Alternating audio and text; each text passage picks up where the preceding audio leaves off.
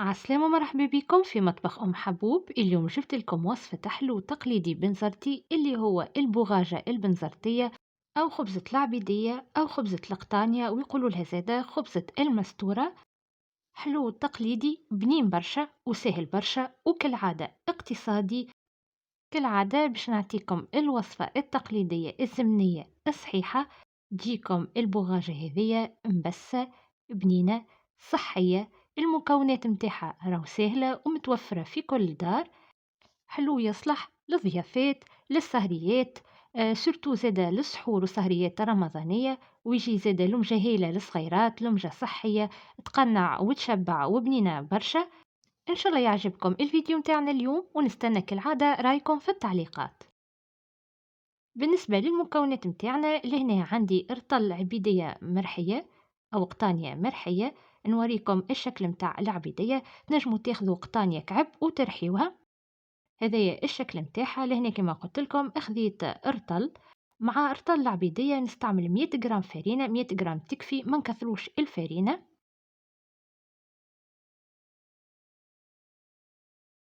ومعاهم نزيد 150 جرام سكر. 150 جرام سكر تعطيني حلاوة معتدلة. زيد أنا من بعد باش نزيد الدقلة.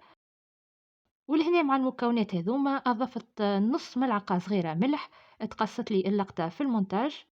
نخلط توا المكونات الجافة الكل مع بعضها.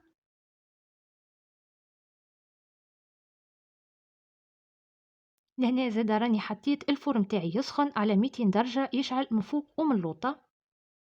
توا للمكونات الجافة نزيد 200 مليلتر زيت زيتونة معناتها 2 كيسان ديوراليك زيت زيتونة. البغاجة تتخدم بزيت زيتونة تجي بنينة برشا. هذه هي الوصفة الأصلية متاعها. ونبدأ توا نخلط كل شيء مع بعضه. نبسس معناتها المكونات الجافة بزيت زيتونة. ردوا بالنا لهنا لازم نتأكدوا اللي المكونات الكل اتخلطت بالكدا بزيت الزيتونة.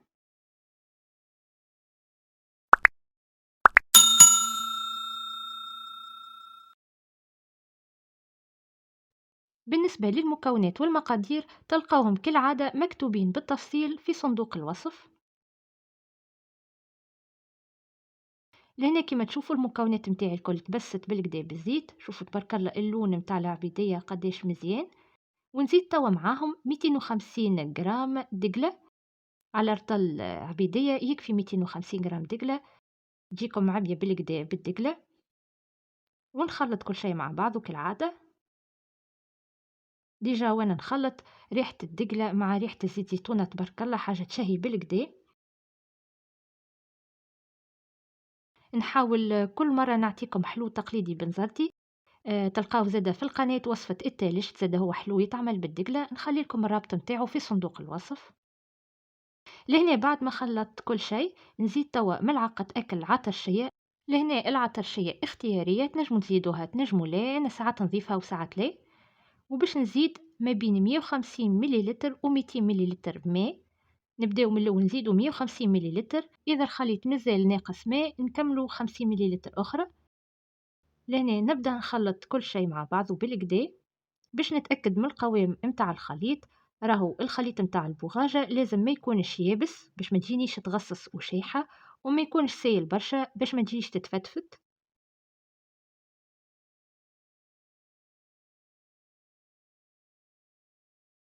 القوام لهنا مازال يابس شوية. باش نزيد توا 50 مليلتر ماء آخر خاطر العجينة لازم تكون مرخوفة أكثر شوية من هكا. توا نزيد 50 مليلتر ماء. يعني أنا لهنا الكل في الكل استعملت 200 مليلتر ماء.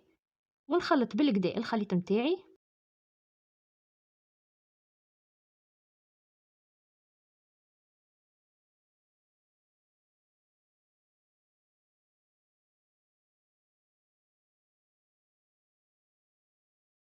لهنا نعاود نوريكم القوام متاع الخليط. هذا القوام المثالي اللي لازم نتحصل عليه. لهنا الخليط متاعي حضر. توا ناخد طبق. انا هنا الطبق متاعي القطر متاعو 25 مليمتر. نحط له شويه زيت وندهنه بالكدا بالزيت. انا لهنا البغاجه راه ما نحبهاش تجيني عاليه برشا. كل واحد وذوقه. اللي يحب البغاجه تكون عاليه ياخد طبق القطر متاعو أصغر، ولا تنجموا زادا تعملوا طبق مربع صغير تستعملوه، أو تضاعفوا الكمية معناتها تستعملوا دوبل الكمية اللي عملناها. لهنا بالنسبة للعلو متاع البغاجة، كل عائلة كيفاش تفضل البغاجة كيفاش تكون. بالنسبة لينا احنا نحبوا البغاجة يكون العلو متاعها متوسط ماهيش عالية برشا. لهنا حطيت الخليط متاعي في الطبق، وتوا نبدأ نوزعه بالكدا ونستوي السرفاس متاع خبزة العبيدية متاعنا. الحلو هذا اللي هو البغاجة مشهور برشا في بنزرت، سورتو في رمضان نعملوه برشا للسهرية وزادا للسحور، وفي ساير الأيام نعملوه للمجة الصغيرات. من الحاجات معناتها التقليدية اللي نحبوها، وإن شاء الله اللي ما جربهاش يجربها ويعطيني رايه. لهنا توا بعد ما استويت الخبزة متاعي، توا باش نبدا نقسمها. تنجموا معناتها تقصوها اون دياغونال كيما كعبات البقلاوة، أو تقصوها في شكل مربع. أنا نحب الشكل متاعها العادي التقليدي اللي هو مربع.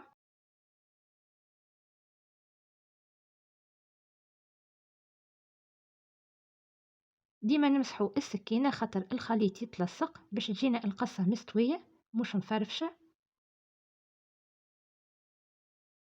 لهنا الكعبات المربعين المستويين هما اللي نقدموهم في السهرية وإلا للضياف. والحراف هذوكم اللي يبداو صغار، الصغيرات يشيخوا عليهم يحبوهم.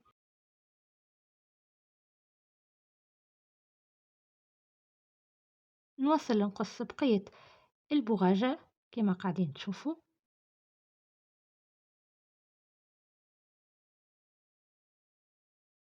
توا لهنا بعد ما قصيتها باش نزينها من فوق بشوية لوز. تنجموا تزينوا بكعبات لوز، تنجموا تزينوا بالقش متاع دقلة من الفوق، تنجموا زادا تخليوها هكاكا من غير زينة. انتوما وشنو تحبوا، انتوما والمتوفر عندكم في الدار.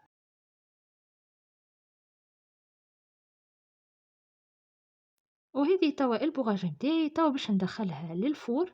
كما قلت لكم الفور يشعل على 200 درجة من فوق ومن اللوطة، ونخليوها تقريبا ما بين 45 و 50 دقيقة، ومن بعد نوريكم النتيجة.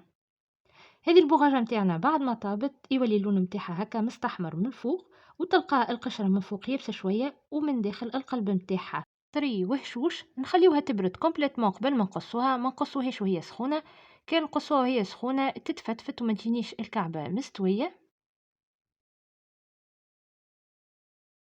لهنا نعاود نقصها باش نجم نخرج الكعبات.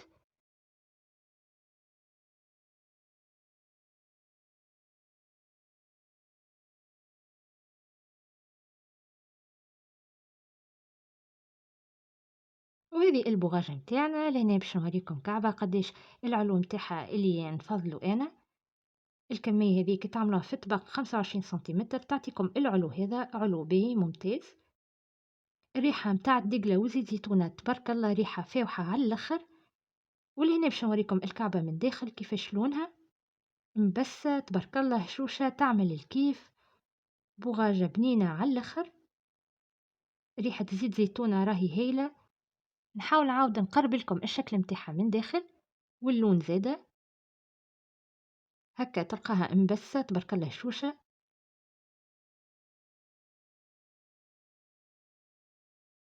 نحاول نزيد نشيكم باش تجربوها الوصفة هذية وتعطيوني رايكم.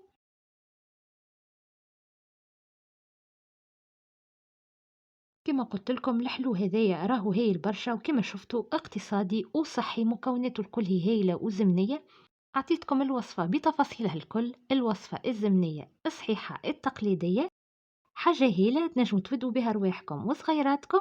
ونتمنى كالعادة تشجعوني بجيم الفيديو وأبوني للقناة وتفعلوا الجرس وتخليوا لي تعليق مزيان كيفكم، ونتقابلوا إن شاء الله في وصفة أخرى.